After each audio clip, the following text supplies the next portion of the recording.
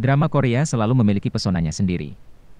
Mulai dari kisah romansa sepasang kekasih yang memikat para muda-mudi hingga tragedi dan intrik dalam beragam cerita horor maupun thriller.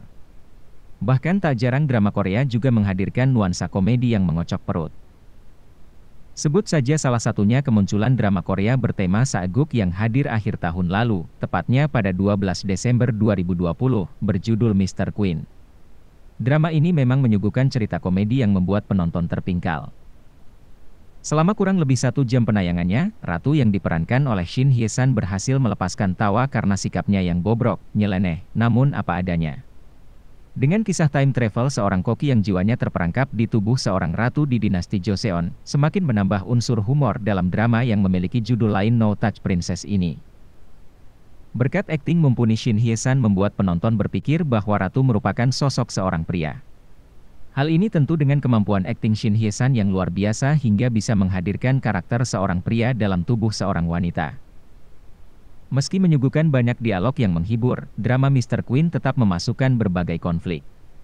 Hal yang lumrah tentu dalam sebuah drama untuk menaikkan ketegangan.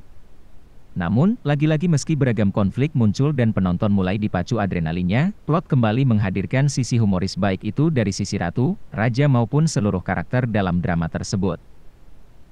Jang Bong-wan, seorang koki ternama yang bekerja di Istana Kepresidenan, mengalami fitnah atas sajian hidangannya untuk tamu kepresidenan. Saat tengah mengusut kasus yang melibatkan dirinya itu, Jang Bong-wan terjatuh ke sebuah kolam dari apartemennya. Saat itulah, Jang Bong-wan bertemu Ratu Kim So-young yang di waktu yang sama menceburkan dirinya ke kolam di Istana Kerajaan. Tanpa disangka, keesokan paginya Jang Bong-wan terbangun dalam tubuh seorang ratu. Menjalani kehidupan yang berbeda dengan masa lalunya, membuat Jang Bong-wan yang terperangkap di tubuh wanita semakin frustasi. Namun, lambat laun mengetahui berbagai tragedi yang menimpa Ratu, Jang Bong-wan ingin memperbaiki segala kondisi yang ada. Berbekal dengan pengalamannya di masa kini dan kisah sejarah yang kerap dibacanya semasa kecil. Ya, penerimaan itulah yang membuat Jang Bong-wan dapat bertahan dan perlahan berusaha membantu Raja Cheoljong untuk menjalankan misinya, salah satunya membebaskan era Joseon dari KKN, korupsi, kolusi, dan nepotisme berkepanjangan. Hadir sebagai orang baru di kerajaan, membuat Jang Bong-wan yang terperangkap dalam tubuh ratu tak mengetahui banyak tentang seluk-beluk kerajaan maupun masa lalu sang ratu. Namun, karena ketidaktahuannya itu, ia justru bisa menilai penghuni istana dengan jujur. Mulai dari nol ia menyelidiki berbagai karakter, sifat, dan ambisi para penghuni istana. Karena ketidaktahuannya itu pula, ia bisa menjadi lebih netral menilai raja yang dianggap tidak kompeten bahkan dicap sebagai raja boneka oleh rakyat. Ia bahkan mengetahui keluarganya, klan Kim tidak benar-benar mendukungnya. Hal yang kadang tak akan kita sangka bahwa dengan penilaian yang jujur dan netral itu bisa menjauhkan kita dari sifat egois, sombong, dan berbagai keburukan yang justru ketika dipertahankan akan semakin membawa dampak buruk bagi banyak pihak. Selain menghadirkan kisah romansa, humor, hingga konflik, drama yang memiliki 20 episode itu juga memberikan banyak pelajaran penting bagi para penikmatnya. Sebut saja salah satunya nilai kejujuran dan apa adanya yang dihadirkan Jang Bong-wan. Karena ketidaktahuannya akan masa lalu ratu, semakin membuat Jang Bong-wan ingin mengubah keadaan.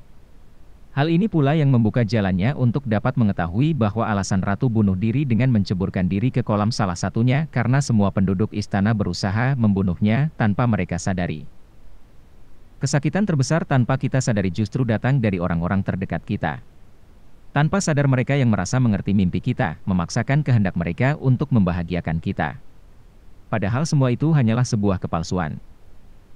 Tidak akan ada yang benar-benar bahagia dengan pemaksaan, apalagi kebohongan. Tidak akan ada yang dapat membahagiakan diri kita kecuali diri kita sendiri. Hanya diri kita yang paham mimpi kita dan tujuan kita. Dan hal itulah yang dialami Ratu. Mimpinya harus terkubur karena keegoisan orang-orang terdekatnya. Hingga akhirnya membuatnya muak dan memutuskan untuk bunuh diri dengan menceburkan diri ke kolam. Karena itu, penting untuk kita selalu berhati-hati. Jangan mudah percaya kepada siapapun, apalagi pada tampilan luar yang memikat. Hingga tanpa kita sadari mereka sedang berubah menjadi monster yang mengancam kebahagiaan kita. Ingatlah bahwa kebaikan yang tulus dan murni pasti datangnya dari hati. Musuhmu suatu saat bisa menjadi kawan, dan kawanmu bisa menjadi musuh. Karena semua tergantung kepada tujuan yang sedang mereka upayakan. Meski hadir menyuguhkan gelak tawa, kamu akan dapat pula merasakan perjuangan, kesedihan, dan pengorbanan Ratu untuk mencapai mimpinya. Tuliskan pendapat kalian di kolom komentar. Terima kasih telah menonton video ini, klik tombol subscribe sebagai bentuk dukungan untuk channel ini, dan tonton video kita yang lainnya.